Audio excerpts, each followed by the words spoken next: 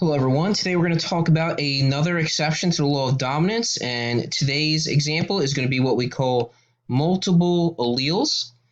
And the example that we're going to address for multiple alleles is human blood types. So when I say multiple alleles, what I'm referencing now is there's actually going to be more than two possible alleles. So we're talking three or more, possibly even dozens that could make up an individual's genotype. In other words, we're used to doing simple things like a dominant A and a recessive A, putting them together, you're heterozygous or you're homozygous dominant or you're homozygous recessive. In this instance, you could actually have, let's say, an A option, a B option, and perhaps a C option allele that is recessive. And now you can put any of those three together to make a pairing. So perhaps you make an A and a lowercase c. In this instance, you would express the dominant A trait. If you were to put together B and recessive C, this genotype would exhibit the dominant B gene, or B allele, I'm sorry. But what happens if you put A and B together? You have two dominant alleles. Well, this is what we're going to get to in a moment. Because along with, as I just mentioned, having multiple alleles, a gene may also show incomplete or co-dominance in any of its possible alleles. So imagine this scenario.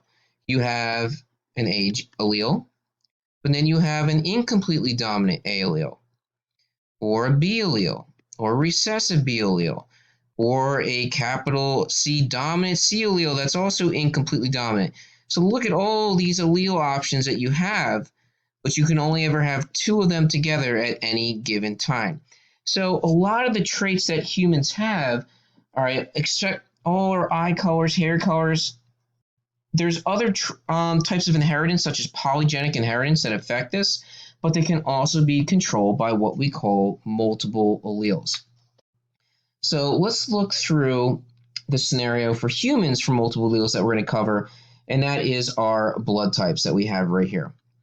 So in humans, all right, it's a little bit different in other animals, but in humans, we have three possible alleles for the four blood types that a human can have. Now, I'm not going to take positive and negative blood types in consideration with this lecture. I will kind of touch on it for just a second later on in this little lecture here, but otherwise we're just going to focus on the four major blood types. All right, now for the three possible alleles, all right, we have the following. We have an A allele, a dominant A. We have a B allele, a dominant B. And then this is an O allele that is lowercase, so it is recessive. So we have three blood type alleles. We have a capital A, capital B, and a lowercase o. A is going to dictate A blood. B is going to dictate B blood. And O is going to dictate the type I have, O blood. All right, now, if you are A blood, you're going to have one of two possible genotypes. You could either be homozygous dominant, two big A's, or you could be heterozygous for type A blood, which means you have a dominant A allele paired up with a recessive O allele. So you're still type A blood, but you're just going to be heterozygous for it, which means you could potentially have a child who has type O blood also. If you're type B blood, same scenario. You could be homozygous B, so two big B's, or once again, you could be heterozygous for B. You express the B blood type, but you also carry the recessive O allele.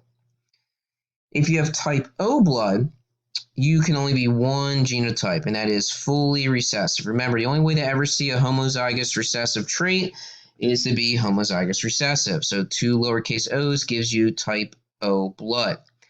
Well, that's three alleles and only one, two, three blood types. So where's the fourth? Fourth is down here, AB blood.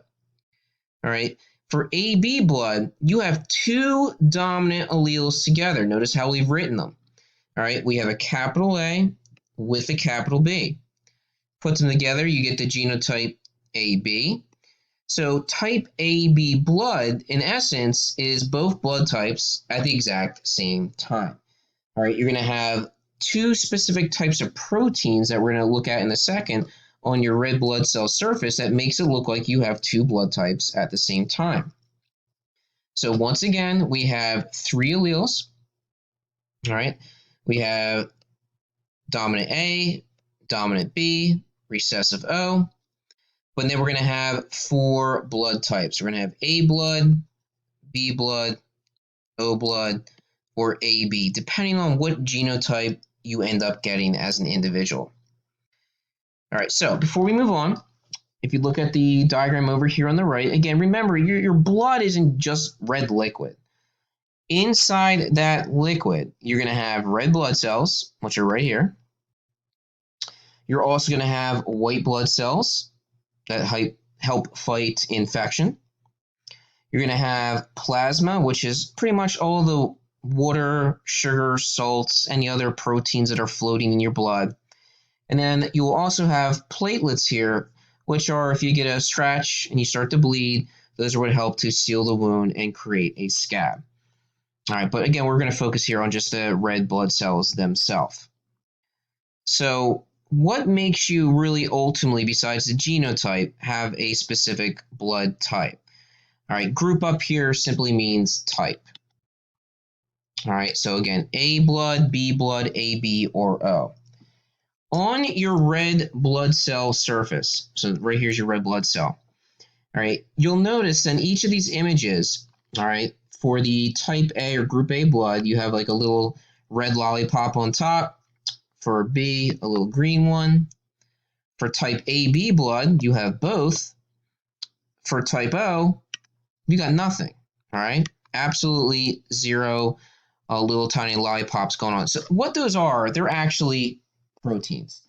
These protein markers we call antigens. I'll make a little note on over here. These antigens are just little proteins that extend off the surface of the red blood cell that help your body recognize it as being part of your body and not being some foreign invader like COVID-19 or any other bacteria that might try to infect you. This is how your blood realizes that these cells belong to you, or your body, I'm sorry, not your blood. Think of it that if you are in the United States, we have the American flag. If you're in Germany, you have the German flag, etc., etc. The flags that dictate what you belong to country-wise. Now, if you have a particular flag or antigen on your surface, so these little red lollipops for type A blood would be the A antigens, you're going to have other antibodies in your bloodstream that are going to look for anything that is not type A blood, or at least anything that doesn't have the A antigen. So for example, if you have type A blood, you actually have what's called anti-B antibodies. What they do is they look for any type of blood cell that has a little green lollipop or green antigen, B antigen on the surface. So if you were type A blood and I were to give you type B, your antibodies would see the B blood and destroy it. That would cause the blood to coagulate in your veins and arteries, and you would have a stroke or heart attack, and that will be it for you. So again, all these little proteins or antigens on your red blood cell surface do is to indicate whether or not they belong to your particular body. If you're type B blood, you're going to have anti-A, so I can never give you any blood that would have the A antigen on the surface. Again, the A antigen would be these little red proteins on the surface. If you're type AB blood, you have both flags. All right, you have both the A and the green would be the B antigens. So for you, you have no antibodies, because if you did, you would kill yourself. All right, your antibodies would actually attack your own blood, and that would not be a good day. And if you're type O blood like me, I have no proteins on the surface. You can see up here, there's nothing on there.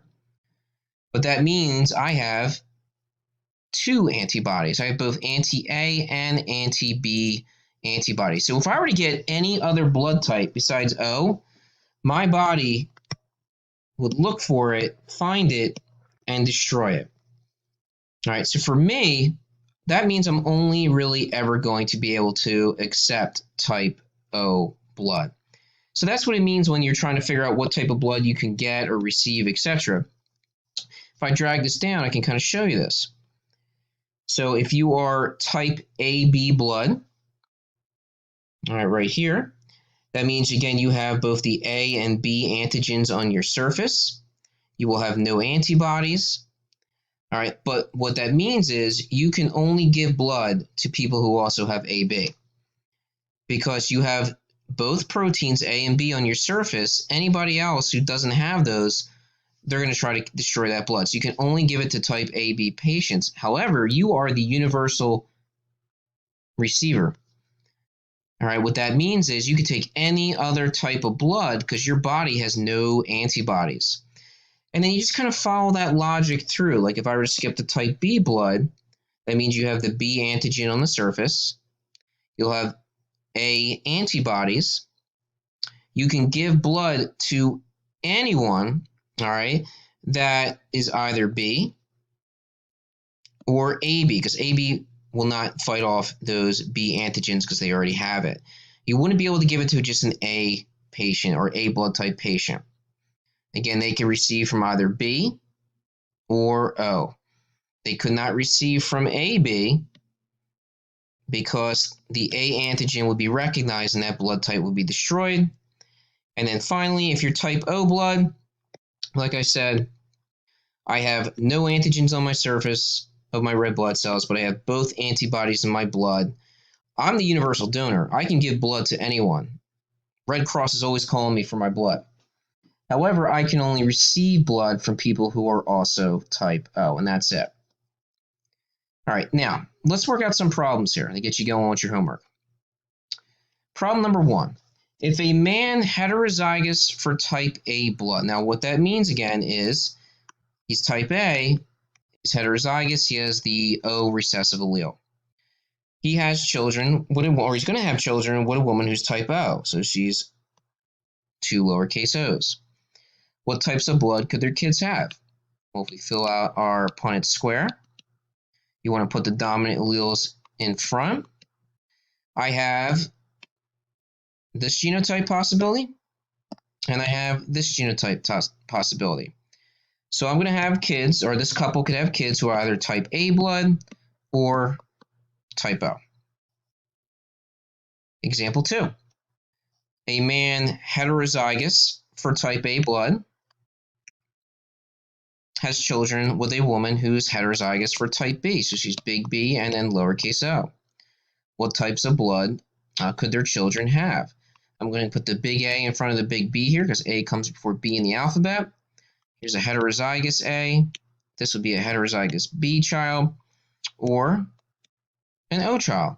So possible blood types, all of them. They could have kids who are type AB, kids who are type A, B, or O. And our last problem, if a man with type AB blood has children with a woman who's heterozygous for B, let me fill this in real fast. So here's all the blood type possibilities. All right, what is the probability they will have a boy with type A blood? Well, if I look at the Punnett square over here, of the 4, there's only 1 chance of having a child with type A blood. So I'm going to write that down as 1/4. But I also got to take into account, now I said the sex. Well, we all know that anytime you have a child, you have a 50% chance of having a boy or a girl.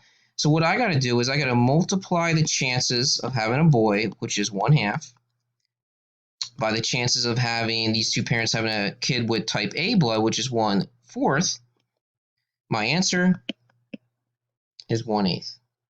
So as we move through, looking at more problems, try to take note of if sex starts to come up, you have to look at that separately in conjunction with whatever the actual trait is that you're looking for in this instance. All right, if you have any more questions as you work through your problems this week, please reach out to me as soon as you can. Thank you.